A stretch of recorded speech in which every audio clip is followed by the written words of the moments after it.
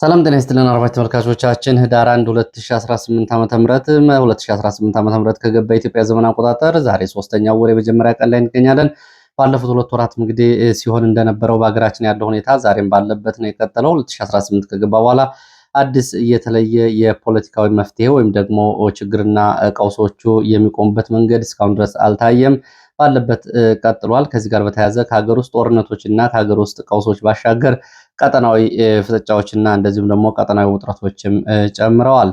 2015 ዓ.ም በፕሪቶሪያ የሰላም ስምምነት አማካይነት ወደ ስምምነት መጥተው የነበሩት የህወሓትና የፌዴራል መንግስት ኃይሎችም ሰሞኑን በአፋር ክልል ያደረጉትን አጠቃላይ የጦርነት እንቅስቃሴ መጀመሪያ ዙር የሚያሳዩ መረጃዎች በተደጋጋሚ እየወጡ ነው።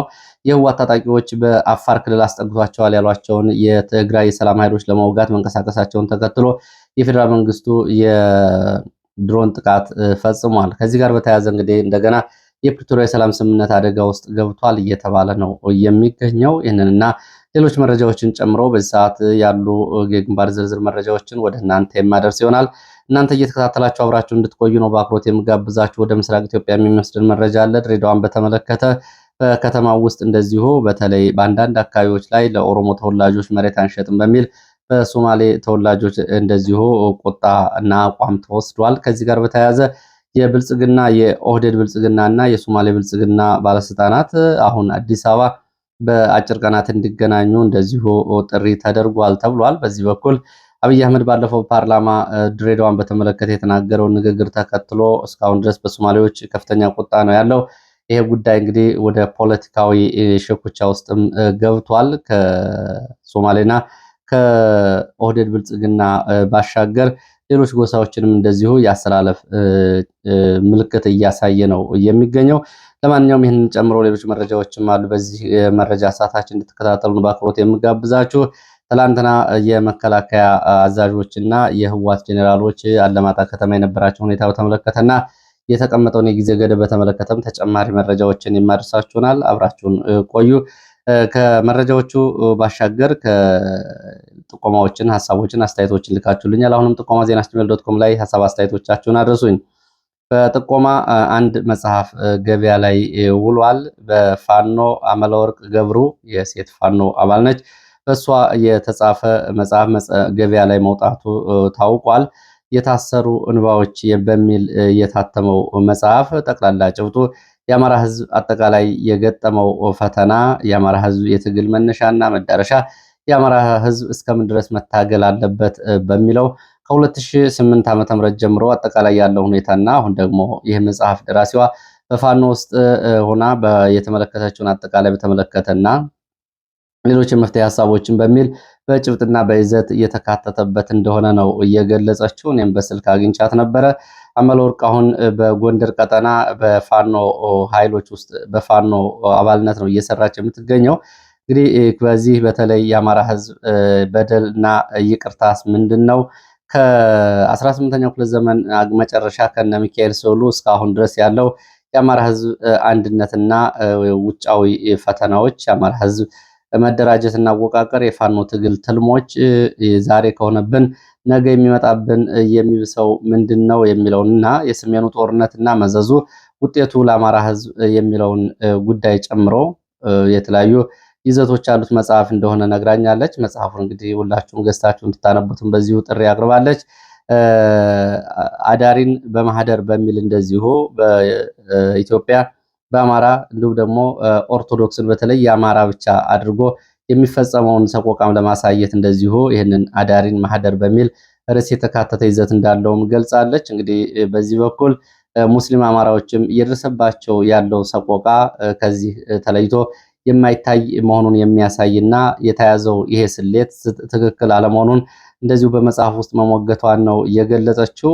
በአማራ ህዝብ እንባውን እንኳን የሚያፈስበት ቦታ ለምን አይኖረውም የሚል አጠቃላይ ይዘት እንዳለው ነው የገለጸችው። አሁን ይሄ የታሰሩ እንባዎች የሚለው መጽሐፍ በአውሮፓ ለታትሞ ለገበያ ውሏል። በተለይ ጀርመን ሀገር የሚገኙ ሰዎች እና በመላው አውሮፓ ያሉ ይህን መጽሐፍ ጀርመን በዚህ ስልክ ቁጥር በመደወል ማግኘት ይችላሉ ብላለች።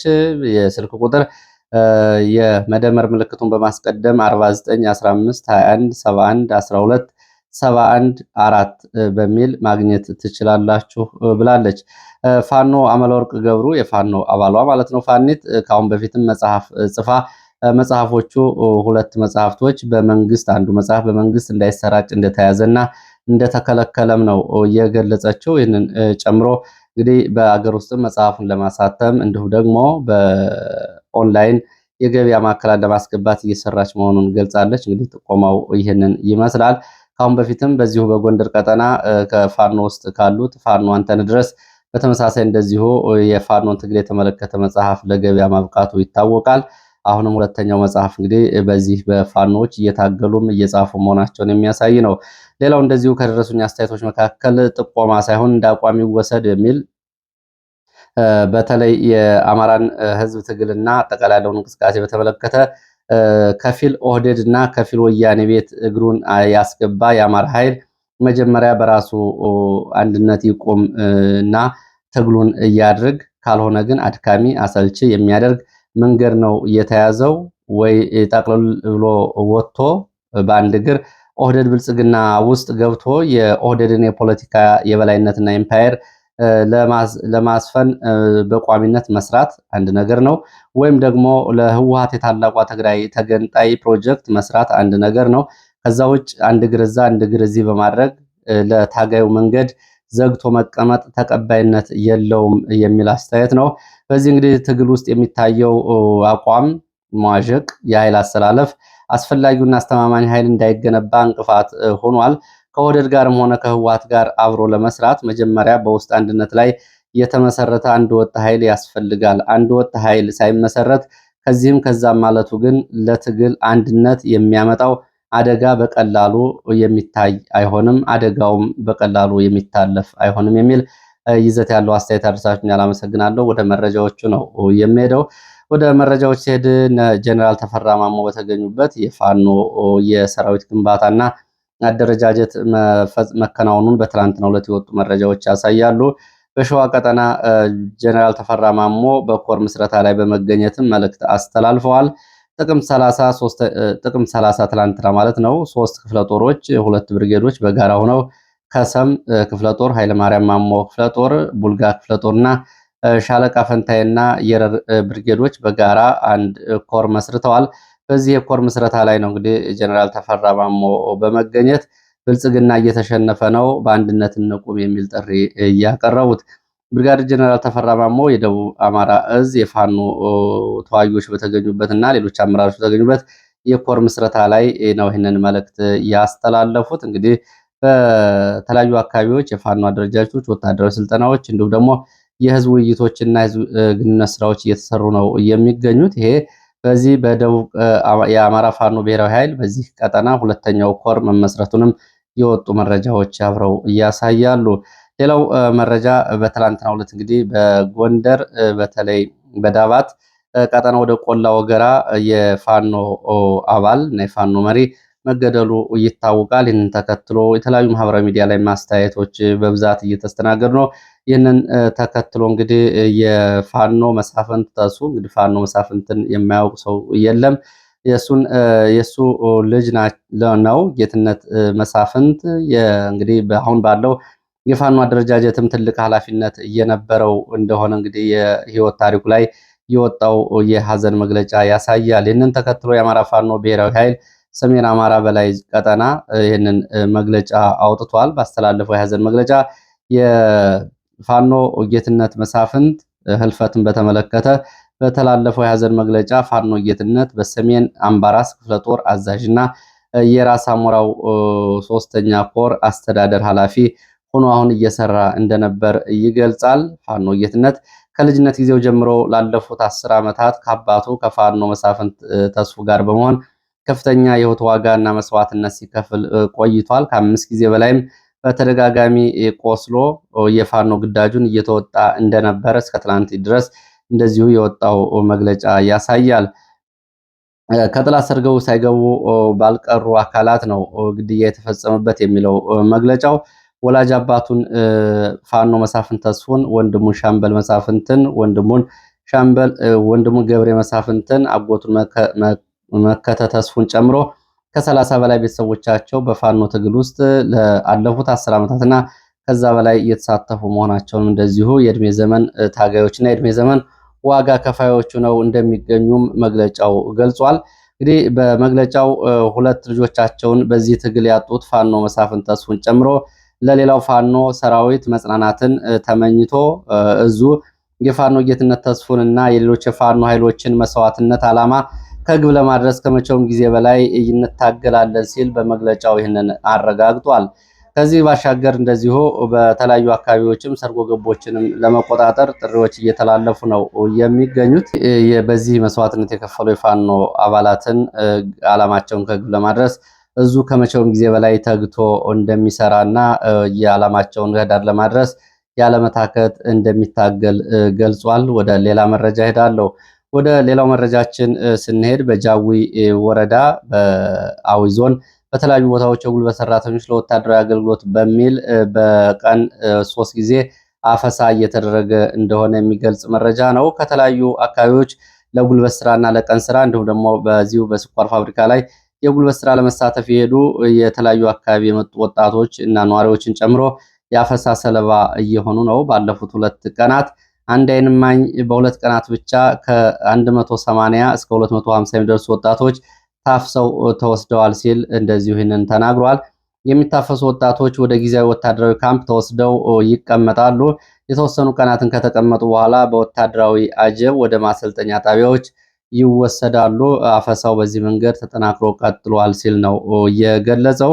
እዚህ ጋር በተያያዘ እንደዚሁ የመከላከያ አፈሳ በዚህ በቀጠለበት ሁኔታ የሚሊሻ ስልጠና በሚልም በአማራ ክልል እንደዚሁ ከህዳር መጨረሻ ጀምሮ በርካታ የሚሊሻ ኃይል ወደ ማሰልጠኛ ጣቢያ እንዲገባና የሚሊሻ ጉዳይ ልዩ ትኩረት ተሰጥቶት እንዲሰራ በነ ጀነራል አበባው ትዕዛዝ መተላለፉ ነው የታወቀው።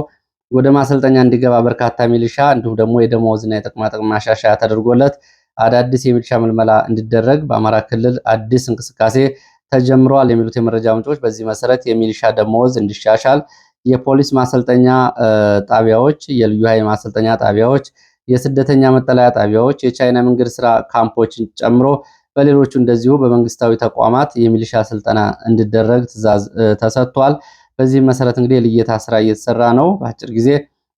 በአጭር ጊዜ የመከላከያ አካባቢዎቹን ለቆ ይወጣል፣ ሚሊሻና አድማ ብተና አካባቢውና ጸጥታውን ይረከባል በሚል ይሄ እየተደረገ ያለው። በትላንትናው ዕለት እንግዲህ በምዕራብ ጎንደር በወልቃይት ጠገዴ ሰቲት ሁመራ ዞን በአከር የሚባል ወታደራዊ ማሰልጠኛ ለወራት ስልጠና የወሰደ የሚሊሻ ኃይል እንደዚሁ ስልጠና አጠናቆ ወደ ተለያዩ ቦታዎች ስምሪት ስለመውሰዱም የሚገልጹ መረጃዎች አሉ።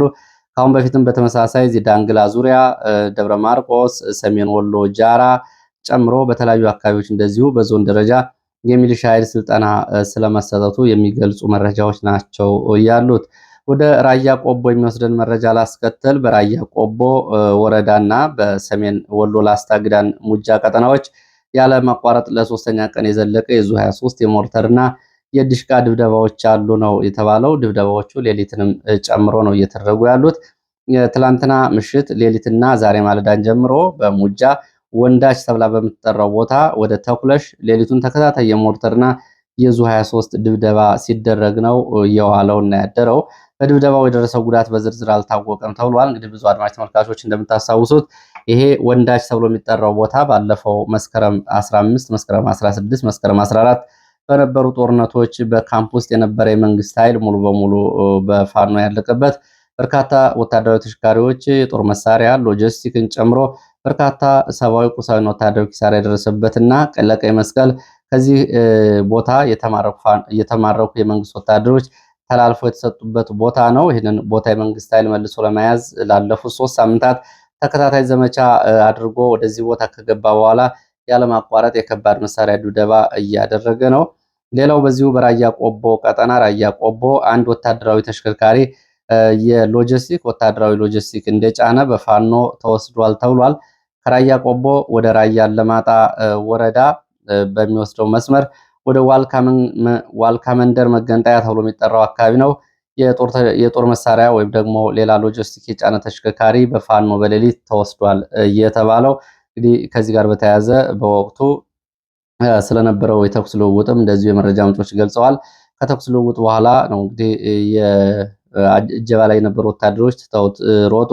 እዛ በኋላ ፋኖ ይህን ተሽከርካሪ ወስዷል እየተባለው እንደዚሁ በዚሁ ቀጠና እንደ ሰሜን ዕዝ ታስመቱናላችሁ በሚል የወታደሮች ከስምሪትና ከግዳጅ ቀጠናቸው እየወጡ ነው የሚል መረጃም አለ።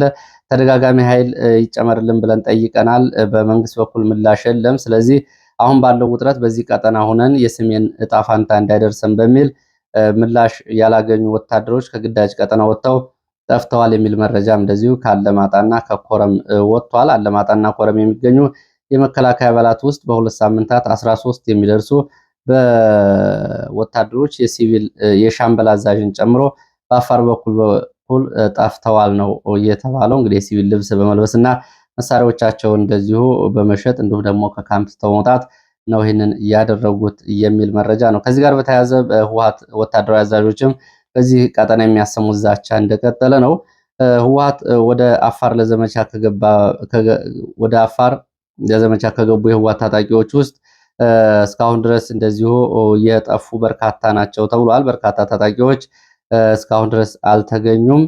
ታጣቂዎቹ ከድሮን ጥቃት ራሳቸው እንዲከላከሉና እንዲጠብቁ ትዕዛዝ ተሰጥቶ እንዲበታተኑ ከታዘዙ በኋላ ድጋሚ አልተሰባሰቡም ብዙዎቹ የሚል መረጃ ነው ዛሬ የወጣው። እስከ አሁን ድረስ ባለው መረጃ ከ45 በላይ ታጣቂዎች በአፋር ክልል ጠፍተዋል። 11 የሚደርሱት ደግሞ ለአፋር ሚሊሻ እጅ ሰጥተዋል። ሌሎች ደግሞ ያሉበት አልታወቀም። በአርሚው አዛዦች በኩል እነዚህ የጠፉ ወታደሮች እንዲፈለጉ ትዕዛዝ ተሰጥቷል። ዛሬ እንግዲህ 3ኛ ቀን ይዘዋል። እነዚህ ወታደሮች ለድሮን ጥቃት እንዳትጋለጡ ተበተኑ እንደተባሉ በዛው ተበትነው እየቀሩ ነው የተባለው። እስካሁን ከታጣቂዎቹ ውስጥ ወደ ትግራይ ሰላም ኃይሎች የተቀላቀለ ስለመኖሩ ግን የተረጋገጠም የታወቀም ነገር የለም። እዚሁ አለማጣ የህወሓት የጦር አዛዦች የኮማንድ ፖስቱ በአጭር ቀናት ለቆ እንዲወጣ ትናንትና መጠየቃቸውና በዚህ በኩል ፍጥጫ መኖሩን አድርሻችሁ ነበረ። እንግዲህ ዛሬ የወጡ መረጃዎች ባለፈው የተጠየቀው ደብዳቤ ተጠይቀዋል። የህወሓት የአካባቢው አስተዳደሮች የኮረም የአለማጣ የህወሓት ወኪሎች ኮማንድ ፖስቱ የከተሞቹን ለቆ እንዲወጣና ተቋማትን እንዲለቅ ደብዳቤ ጽፈው ነበር። አሁን ከዛ በኋላ የህወሓት የጦር አዛዦች በዚህ በኩል የመከላከያ አዛዦችን በአጭር ቀናት ለቀው እንዲወጡላቸው ጥያቄ አቅርበዋል። በዚህም እንግዲህ ለቃቸው የማትወጡ ከሆነ ኃላፊነቱን እናንተ ትወስዳላችሁ የሚል ማስጠንቀቂያ ለመስጠት ሞክረዋል። በዚህ በኩል ከህወሓቶች ጋር ጥሩ ግንኙነት አለው የሚባለው የአለማጣና የአካባቢ የኮማንድ ፖስት አዛዥ ኮሎኔል አህመድ ባለቤቱ እንግዲህ የነ ጀነራል ድንኩል ቤተሰብ እንደሆነች ነው የሚነገረው። እሱ የበላይ አለቆችን ልጠይቅና ለበላይ አለቆች ላሳውቅ የሚል ምላሽ ነው ለህወሓት ወታደራዊ አዛዦች የሰጠው ተብሏል። ዛሬ በተቃራኒው ተጨማሪ የመከላከያ ኃይል ወደ አካባቢው ይገባል ተብሎ ነው የሚጠበቀው። ይህንን ተከትሎ እንግዲህ ምን ሊሆን ይችላል የሚለው ጉዳይ አብሮ የሚታይ ነው የሚሆነው። ሌላው እዚሁ በአፋር ቀጠና ሰሞኑን የህወሓት ታጣቂዎች ያደረጉትን ወደ አፋር ክልል ዘልቆ መግባት ተከትሎ በተለያዩ አካባቢዎች እንደዚሁ ይህንን እንቅስቃሴ የሚያወግዝ ሰልፍ በአፋር ብልጽግና በኩል እየተደረገ ነው የሚገኘው። የአፋር ብልጽግና በሚያስተባብረው በዚህ የተቃውሞ ሰልፍ ህወሓት ወደ አፋር ክልል ዘልቆ የገባበትንና በጦር ትንኮሳውን የሚቃወም ይሆናል። እንግዲህ በዋናነት እንደሚታወቀው የህወሓት ታጣቂዎች ወደ አፋር ክልል ዘልቀው ገብተዋል። ዘልቀው የገቡት ግን በአፋር የሚገኙና በፌዴራል መንግስቱ ይደገፋሉ የተባሉትን የትግራይ የሰላም ኃይሎች የሚባለውን ቡድን ለማጥቃት እንደሆነ ነው የተገለጸው። ይህንን ተከትሎ የአፋር ክልል መግለጫ ማውጣቱ ይታወቃል። ህወሓትም ወደ አፋር ክልል ዘልቀን አልገባንም ማለቱ ይታወቃል። እውነታው መሬት ላይ ያለው ግን የህወሓት ታጣቂዎች ገብተዋል። የገቡት ግን ወደ ትግራይ ሰላም ኃይሎች ቀጠና ነው። የትግራይ ሰላም ኃይሎች ደግሞ በውጊያው ወቅት አልተገኙም። አሁን ዘግየት ብሎ የሰጡት ምላሽ ግን ምንድነው? የአፋር ክልል ለቀን ትግራይ ክልል ገብተናል ነው የሚሉት። ይህንን ተከትሎ በሌሊት የፌዴራል መንግስቱ የድሮን ጥቃት በህወሓት ታጣቂዎችና ወታደራዊ ሎጂስቲኮች ላይ አድርሷል። ሌላው በዚሁ በቀጠናዊ ጉዳይ ነው። በአፋር ቡሬ ቀጠና የውሃ ማጠራቀሚያ ታንከሮች እንዲገነቡ እንደዚሁ ኮንትራክተሮች ወደ የአካባቢዎቹ እንዲሰማሩ እንቅስቃሴ ተጀምሯል የሚል መረጃ ነው ያለው። እንግዲህ በአፋር የቡሬ አሰብ ቀጠና ያለው ከፍተኛ ሙቀት ያለው የውሃ ችግር ያለበት አካባቢ ነው። ለዚህም እንዲሆን እንግዲህ የውሃ ማጠራቀሚያ ታንከሮች ግንባታ እንዲደረግ እንቅስቃሴ የተደረገ ነው የሚል አለ። እንግዲህ ባለፈው አምባሳደር ሬድዋን ሁሴን እንዲሁም ደግሞ ጌታቸው ረዳ ወደ ቀጠናው ደርሰው ከመጡ በኋላ ለሁለተኛ ጊዜ የተጀመረ እንቅስቃሴ ነው። ከዛ በፊት እንደዚህ አይነት እንቅስቃሴዎች ነበሩ፣ መሀል ላይ ቆመ። አሁን ደግሞ መረጃው እንደገና ይህንን ይላል አፋር አካባቢ ያለው። ሌላው ድሬዳዋን በተመለከተ ነው። እንግዲህ ድሬዳዋን በተመለከተ ባለፈው አብይ አህመድ በፓርላማ ድሬዳዋ የኦሮሞ ነች የሚል ይዘት ያለው ንግግር ግን ሀገሩን ተከትሎ በሶማሌዎች ከፍተኛ ቁጣ መፈጠሩ ይታወቃል። የኦህዴድ ብልጽግናና የሶማሌ ብልጽግናዎች አመራሮች በዚህ ጉዳይ አብይ አህመድ የተናገረው ንግግርና የፈጠረውን የማህበረሰባዊ ቁጣና የፖለቲካ ቀውስ ተከትሎ በአዲስ አበባ ለስብሰባ ሊቀመጡ ነው የሚል መረጃ ነው ያለው።